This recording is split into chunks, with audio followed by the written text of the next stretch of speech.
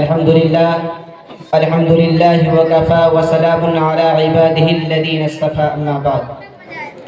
أعوذ بالله من الشيطان الرجيم. بسم الله الرحمن الرحيم. كما أرسلنا فيكم رسولا منكم يتلو عليكم آياتنا ويزكيكم ويعلمكم الكتاب والحكمة ويعلمكم ما لم تكونوا تعلمون. صدق الله العظيم. عزت معاب صدر اجلاس اور سامعین دی وقار، اس روح پرور انعازمی مسابقہ میں میری تقریر کا عنوان ہے اسلامی تہذیب نے انسانیت کو کیا دیا. حضرات، موضوع بہت ہی فکر انگیز اور حیرت آمیز ہے.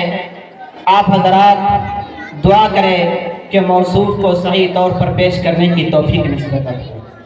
حضرات، 6 صدی عیسوی میں جب پوری دنیا پر ضلالت و جہالت کی تاریکی چھائی ہوئی تھی، انسانیت کو زندہ رکھنے کے احساسات مردہ ہو چکے تھے، ہمدردی و غمخواری کے تمام دروازے بند ہو چکے تھے، یورپی قومیں خونی سمندر میں ہچکولے کھا رہی تھی، رومی سلطنت تمدن انسانی کی شاہراہ سے منحرف ہو چکی تھی، ایرانی تہذیب معاشی و اقتصادی زب و حالی کا شکار ہو چکی تھی، ہندی تہذیب معاشرتی اور اخلاقی نقطہ نظر سے کوسوں دور جا چکی تھی. گویا پوری دنیا وَكُنْتُمْ عَلَى شَفَا حُفْرَةٍ مِّنَ النَّارِ کا نظارہ کر رہی تھی.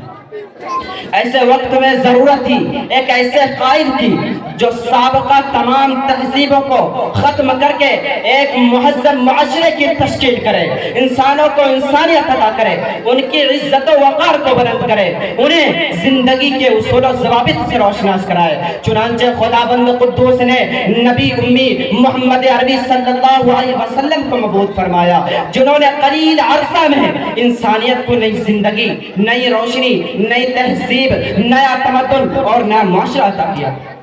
برادران اسلام، آپ اقوام عالم کی سابقہ زندگی کا مطالعہ کریں، ان کی اخلاقی و اقتصادی اور معاشی و معاشرتی حالات کی داستان پڑھیں اور اسلامی تہذیب کی روشنی میں ان کی موجودہ زندگی کا جائزہ لیں تو آپ کو معلوم ہوگا کہ ننگے انسانیت کو فخر آدمیت بنایا تو اسلامی تہذیب و تمدن نے صنف و نازک کو شرافت و عظمت کا تاج بنایا تو اسلامی تہذیب و تمدن نے ظلم و بربریت کے خونگر کو عدل و انصاف کا پیغامبر بنایا تو اسلامی تہذیب و تمدن نے شراب و کباب میں مست انسانوں کو رشد و ہدایت کا درخشندہ ستارہ بنایا تو اسلامی تہذیب و تمدن نے جنگ و جدال کے خونگر کو آپس میں بھائی بھائی بنایا تو اسلامی تہذیب و تمدن.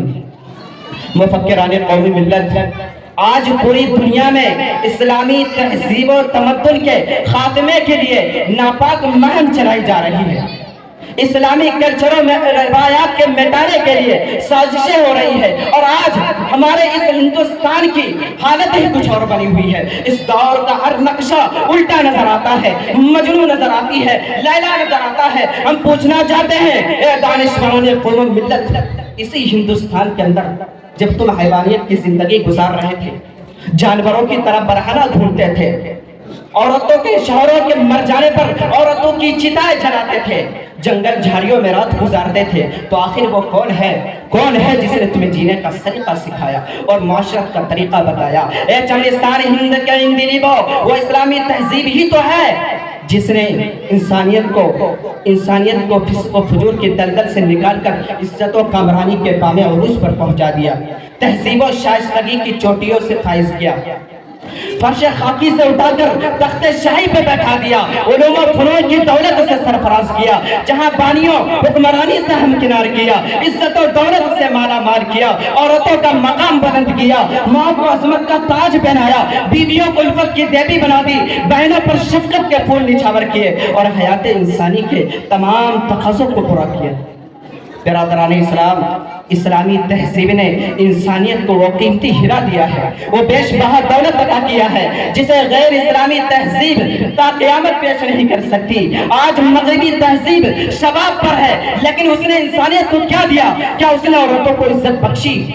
کیا اس نے عورتوں کو عزت بخشی؟ معاشرے کو برائیوں اور گندگیوں سے پاک کیا؟ نہیں، ہرگز نہیں، بلکہ اس نے عریانیت و فحشی کو فروغ دیا، جس میں فروشی اور زناکاری کو عام کیا، عورتوں کی عصمت و عفت کو پامال کیا، دو شیزاؤں کو چراغ خانے کے بجائے شمع محفل بنا دیا، کسب معاش کی خاطر انہیں شہراؤں اور بازاروں کی زینت بنا دیا۔ اس کے برخلاف اسلامی تہذیب نے ان کی عزت و آبرو کا خیال کیا، عفت و پاک دامنی کا خیال کیا، ان کی اہمیت و حیثیت سے لوگوں کو آگاہ کیا، معاشرے کو انتشار و خلفشار، تنازعات و اختلافات الغرض انسانوں کے اندر کا کمال آیا، تو اسی اسلامی تہذیب و تمدن کے بدل آیا۔ دعا کریں کہ اللہ تبارک و تعالی ہم سب سامعین کو آج مغربی تہذیب کو مرتی ہوئی ہوا سے اپنے حفظ و ایمان میں رکھے۔ وآخر دعوانا الحمدللہ